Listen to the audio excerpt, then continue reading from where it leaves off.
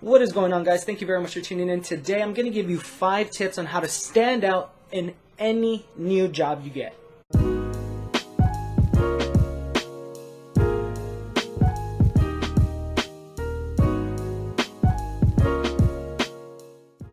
Now, whether you are going to be an independent contractor, whether you're going to be a salaried employee, whether you're going to be an hourly employee, it does not matter. These 5 tips are universal. You can virtually apply them in any setting, in any industry.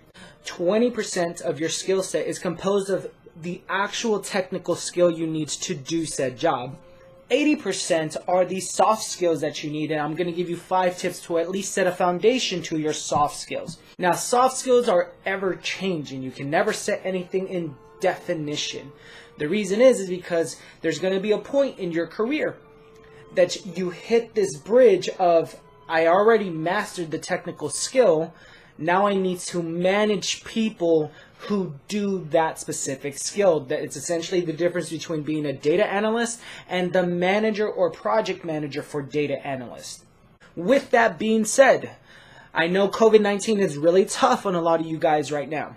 And also, for those of you who have just graduated in May, who are graduating in the summer, who are going to school probably to finish in December, the stakes are high because it's about 11% right now of unemployment. That is a lot of people.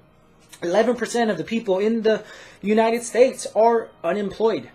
More so, there is a very big supply of people who have no jobs, and although there is a somewhat averagely high demand, it's right now where you also need the skill, but you also need the soft skills to really stand out in any interview, in any new job. Just remember, just because you get the job doesn't mean that you're solidified there. You still have that probationary period, which is 30, 60, or 90 days. Sometimes you even get 120. And the book that is going to set the foundation for you to learn your soft skills, start getting a foundation on top of the Controlling Your Career Path ebook that I wrote, is Effective Immediately: How to Fit In, Stand Out, and Move Up at Your First Real Job.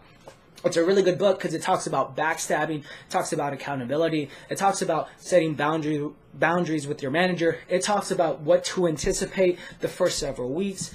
I personally like this because one of the key elements is that it tells it to you the way it is. It tells you, like, hey, if you screw up, take it and move on. So here is the first tip that you need to follow and implement into your soft skill foundation when you get started. The first step is to keep your ego in check. I don't know how many times I have to tell people, when you get in any new job, you will not know everything.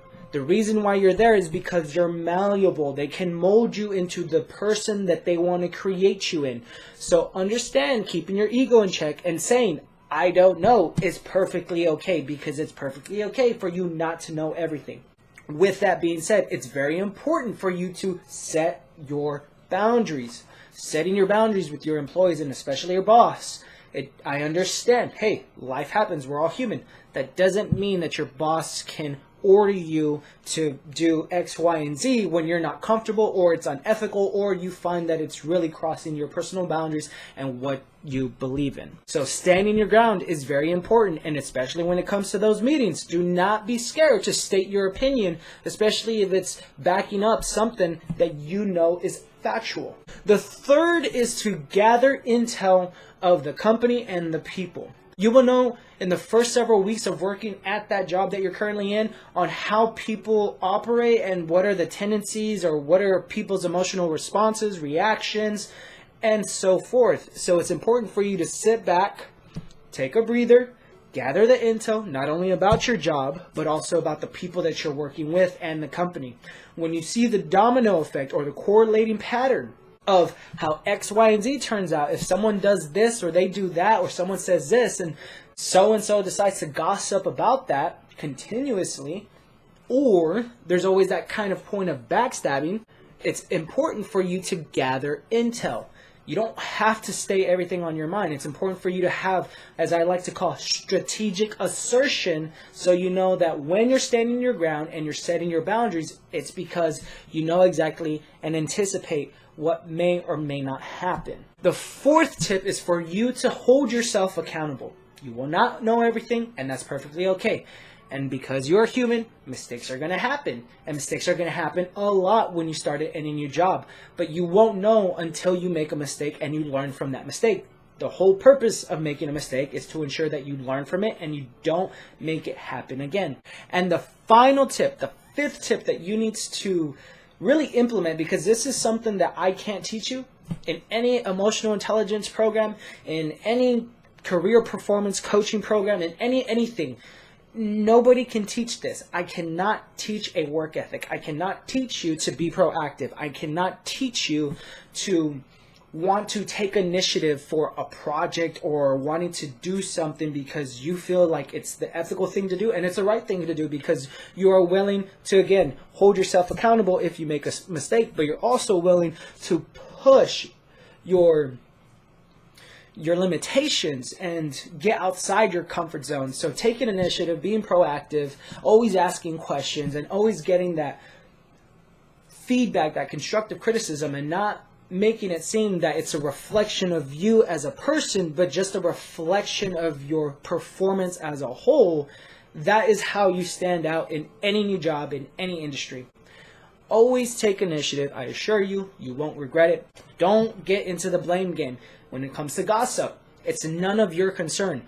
And also, when it comes to the opinions of other people, other people's opinions about you is none of your business.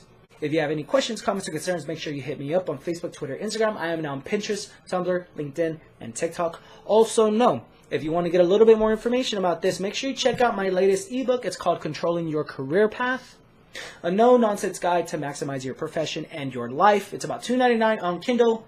Easy and ready for you to go. You can use it virtually anywhere, even with this global pandemic. And also, I have a new career confidence cheat sheet out and ready for you. Just go ahead, click that link down below.